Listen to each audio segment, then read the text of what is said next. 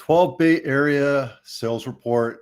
The latest victim of election anxiety, home sales, avoiding costly heating repairs, Cupertino House of the Week, Willow Glen House of the Week, and Luxury Home of the Week. And yeah, let's get moving here. I'm going to open this up for you so you can see it. Make this a little bit bigger. Look, I say this before it gets hot, get your air conditioning fixed. I say it before it gets cold. The last week has been a little bit chilly, a little bit fall. Now's the time to have your heater checked out. Turn on your heater, check it out, make sure that it starts. If not, your HVAC guy, and if you don't have one, call me, text me, email me, shoot me a message on Facebook or whatever. I'm happy to give you my people. Happy to share this with you. Right now, the HVAC people are not super busy. When it gets cold, the minute it drops down and gets cold, you're going to find out that your heater doesn't work, and then you go into a panic, and everybody's like, "Oh, I'm freezing. My heater doesn't work." Happens every year, every fall. There's a big dip in the heat, and boom. Have your heater inspected. First step you do is turn it on, get it up to 78, make sure that the heat feels like it's warming up your house. Now's the time to do it. Yeah, it's going to cost some money. If it doesn't work, call an HVAC guy, right? I'm going to go do that right now. I actually have reusable ones because the paper ones are just fodder for the landfill. So I use reusable ones. I wash them out every 6 months. Yeah, you can clean and clear it out. It really doesn't matter. Those guys are a bunch of scammers, I think. I don't know. Check your thermostat settings. Make sure that they're at a place where it gets to a regular low heat, right? You don't want it to be 85, 87 degrees because your kids turned it up to 87 degrees because they got cold. Set it up to a regular timer, or make sure you have that. And check your thermostat, especially if it's electronic. Make sure that that's working. And seal all the leaks in your doors and windows. That's a no-brainer, right? And keep the area around your furnace clear and clean. Get some compressed dust or your air compressor and throw some air in your heater, in your HVAC to make sure it's clean so that no sparks happen, etc. And obviously, if there's any kind of noises, I have this thing where my duct collapses whenever the heat turns on or off. That means I have to clean out the filter. So it's a good thing for me.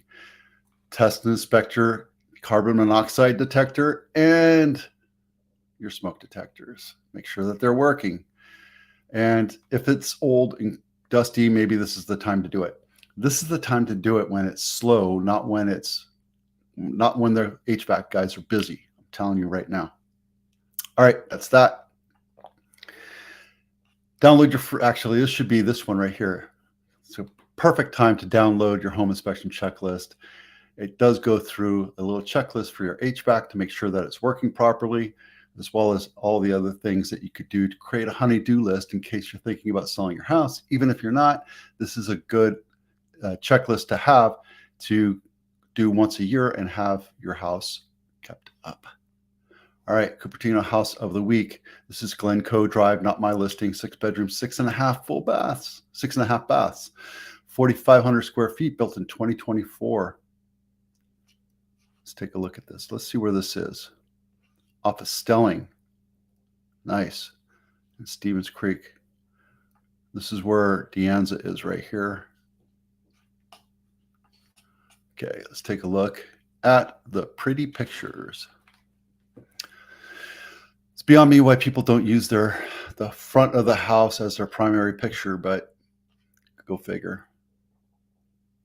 Oh, this is kind of nice. This is a kitchen and a family room combination. They opened up the wall so that you have a big, huge space. This is brand new, so they never had to open up the wall. They kept the wall open. Vaulted ceilings.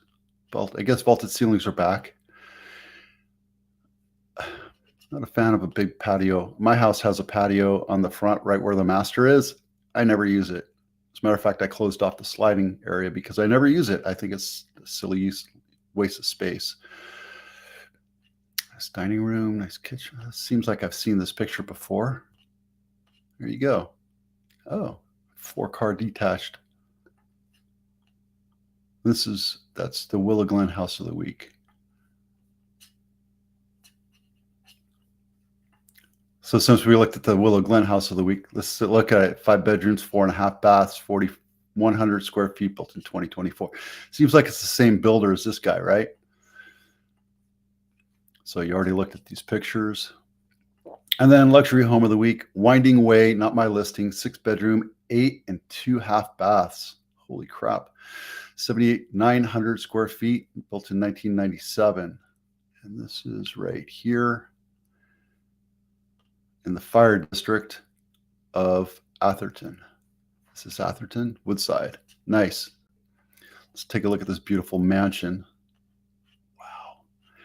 So yeah, if you have $29 million lying around, let's go buy this house. It's gorgeous. Love that. I love this kitchen.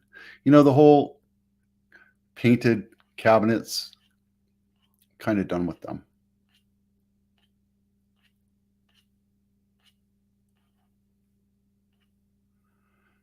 Nice vineyard. Let's see how big this is. 4.5 acres. Wow, that's awesome. If you're thinking about buying a house, download this checklist. Allows you to go to 5-6 different houses and compare and contrast them so you don't get confused as to what you're looking at. When you look at 5 or 6 houses, you forget which house has dual pane windows, new kitchen, or a kitchen you like, that kind of thing. So download this and it lets you walk through the whole process. There you go. Jittery home buyers want the election to be over before they make their move. Nobody knows what's going to happen.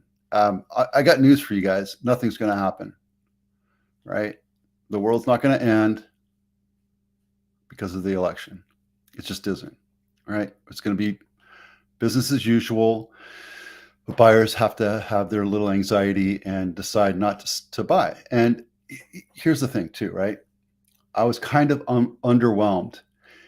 Guys, when the market slows down, for whatever reason, it's the time that you want to take your house and make it look as beautiful as possible. Make it look like a brand new house, like a showroom house, because buyers will look at that and then compare your house to others. You're going to be the primary example house of what it looks like. Should you invest hundreds of thousands of dollars to fix up your house? Not necessarily, right? It's not, you're not going to get the money out of a brand new kitchen. You're not going to get the money, your ROI, your return on investment, out of redoing your bathrooms. But there's some certain things you can do. You can put new counters on top. You can paint rickety old bathrooms or cabinets, right? There's nothing wrong with that. I just happen to like wood. That's my style. If you like the painted cabinets, that's great. My kitchen is painted. Cat has painted cabinets. I'm not a huge fan of it, but it is what it is. So there you go. And don't forget, fall is a great time to buy houses because it is slower. There's a lot less buyers in the market than there are in March, April, May timeframe. March, April, May is when our season is. It just happens to be that way, but houses sell throughout the year, right? You see the biggest gains in March, April, May, but if you're holding on to a property and you happen to need to move, this is still a good time to sell. You just have to make sure that your house looks and feels like a showroom house or a model house. Again, I don't care if you vote, who you vote for, but do go out and vote. There's a link down in my blog to register to vote, but you can just go down to any place and get your ballot and vote. Get out there and vote. It's very important. It's your right. It's your duty to vote as a citizen. So affordability is still a problem for everybody here. And it is what it is, right? But the question you have to ask yourself, are you better off renting, or are you better off putting money towards a mortgage that you will pay down and owning your own house? And it's totally up to you how you want to do that. There's a lot of reasons why you want to be a homeowner and a lot of reasons why you might want to rent, right? You might not want to pay exorbitant amounts of mortgage and pay off your mortgage. So there you go. Nothing's really changing here other than the fact that we're over $16 billion in transactions in Santa Clara County. It's pretty cool. San Mateo is a paltry almost 8 billion, but they do have the top spot still. They're not going to go away because that's where most of the houses are. If you look at the luxury home area, you'll see that a majority of the houses here in San Mateo County are where you find the top billings, right? You have Los Gatos.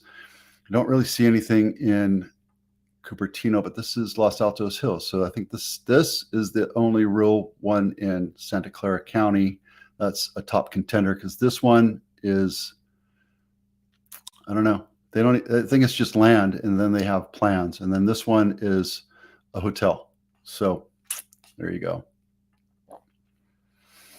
List price over sales price, we're still seeing 6 cents over the dollar in Santa Clara County on average. Even though we did take a step back in average sales price, it doesn't mean that things are slowing down.